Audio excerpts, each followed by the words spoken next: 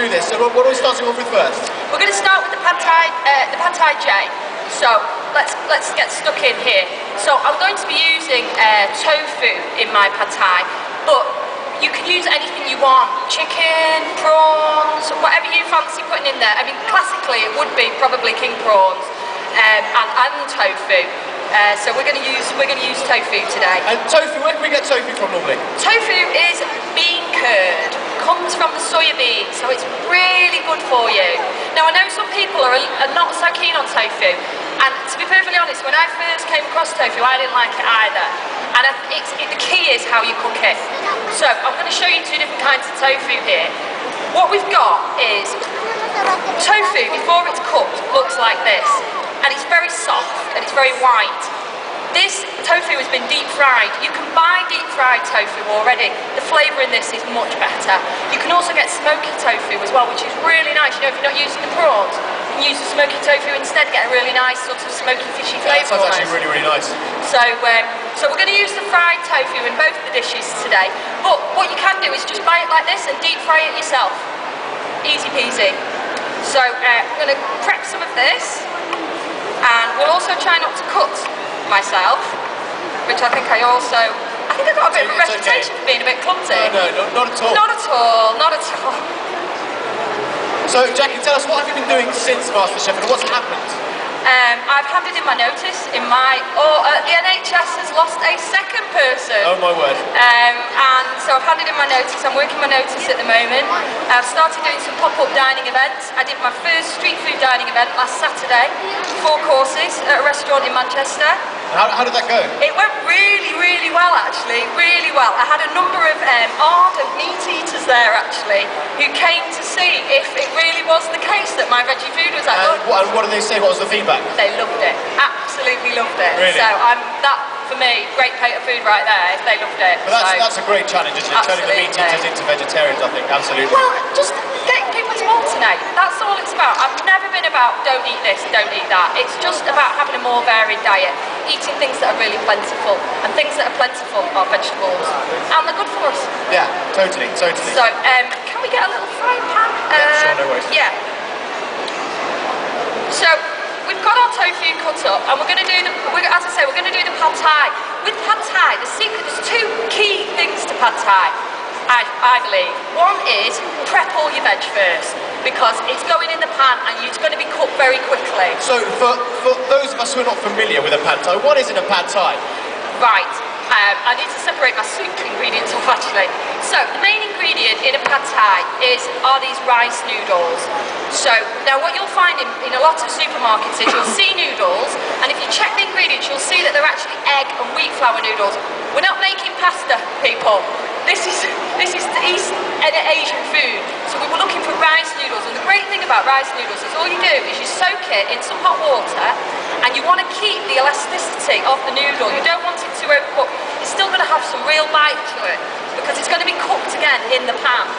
So the first thing you do, as I say, blanch your noodles, set those aside. Hand hot water, maybe 6 minutes. That should do it. Nice and straightforward. Yeah, Doesn't take really long at easy. all. No, not at all. Just going to set the soup things over here, because we'll come back to those. So, also for the pad thai, we want our shallots, which are over here. Oh, am I at the wrong? I'm at the wrong. I am. Anyway, I'm at the wrong station. Is that okay? You can mix and match it. It's fine. Okay. It's fine. So, get some nice shallots, finely chopped. This is a bit. Now, some people put garlic in pad thai. I don't agree with that. I've never had pad thai in Thailand that's had garlic put in it, but it seems to be, you know, there's so many variations. I mean, pad thai varies in different regional areas across Thailand, so there are no hard and fast rules.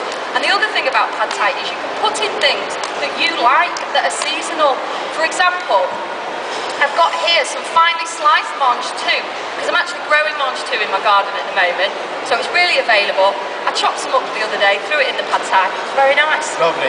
So, because there's different types of beans that you can get in Thailand that we can't get in here, like snake beans and things like that, isn't it? Yeah. So you're using this instead. I would, and I do that with a lot of my Asian food. If, you know, rather than buy something that's travelled tens of thousands of miles, if you can get a substitute that's at home, then stick that in it instead, you know. I think the key thing with the pad thai is the flavour of the sauce that you use. But we're going to get to that now, and hopefully we'll show you the secret of what makes pad thai taste good. So we're going to get a little bit of hot oil into the frying pan. Not too much. Can we turn that oil down? Which is that one? We're getting a bit smoky. We're getting a bit smoky with that oil. Let's set the splinters on. So, ready for the pad thai. So we've got our shallots. I've also got some of my sliced up mange too, and I have also some bean sprouts, which we use in the basis. Now, before we start, perfect. There for the soup. What we're going to do is we're going to make this pad thai sauce, because this is where the key ingredients come from. So, pad thai captures the classic 4 flavours in Thai of sweet and salty, sour and hot. So what we want to do is make that instant sauce to begin with. Now, the thing, yes, thank you. So, because I'm vegetarian, I don't use fish sauce. So I've come up with my own little trick for making this sauce.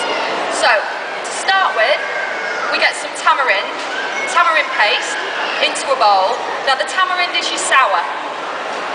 And tamarind paste readily available? Readily available, I believe.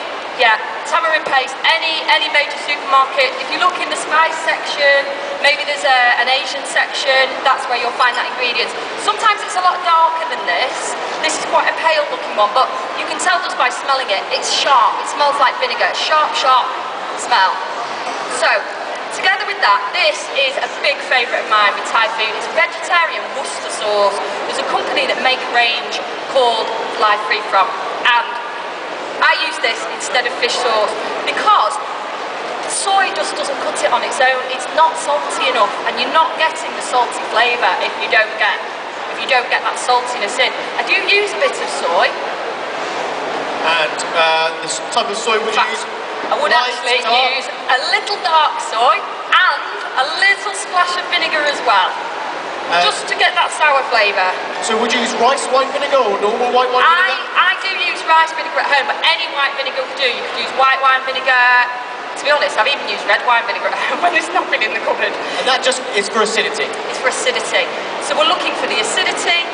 Next part, counter the sugar. So we're going to counter that acidity with some sugar. Normally in Thai cooking it's palm sugar. What are you using there? Soft brown sugar. Soft brown sugar. Classic example of what we were talking about before. Palm sugar, huge threat to our environment. Palm plantations in Southeast Asia are wiping out forests in Malaysia. Soft brown sugar is going to do the job just as well. Fantastic. So we're going to be quite generous with that because we want to get that. Can I get a little whisk? We want to get a nice sweet and sour. So in there now we've got the sugar, we've got the tamarind, we've got the white wine vinegar, we've got the fish sauce. Now, as any good chef knows, the key is to taste it. If you taste this sauce and you get the flavour right in this, your pad thai is going to taste right. It's as simple as that. So it's all about the base sauce here? I think so. I believe so. So we'll just give that a little whisk. Just going to check that the flavour is just how we like that. Okay, that's quite sour, so I'm going to add a bit more sugar. And with this type of cooking, it really is all a huge balancing act in terms of flavours, isn't it? Yes, very much so. I wrote about pad thai on my blog actually, and somebody said to me, "You're going to put the recipe up?" And I said, and that's not the key to pad thai. The key to pad thai is tasting this and getting that flavour right. I can tell you what the components are of this, but you need to taste it because every tamarind paste you buy is different. Vinegars can have different flavours. So it's all about training your own palate, really, isn't it? Yes, yeah, I would say so. Okay, so after this stage, we're going to get the sauce correct. Yeah. We've got the noodles blanched, the tofu's cooked. Yeah. How's it now? That's almost there. Now, the one thing we're going to do now is crank up the salt in this. And the reason we're doing that is because we don't use fish sauce. If you were using fish sauce, you wouldn't do this. You wouldn't put that extra salt in. But what it is I just want to get a slightly saltier note in there. So I can taste the sweet, I can taste the sour, but now I want a little bit more salt. So ultimately you're trying to bring out the flavours with this salt. You're not trying to over-season it, just enhance the flavour slightly. Yes, very much so. Very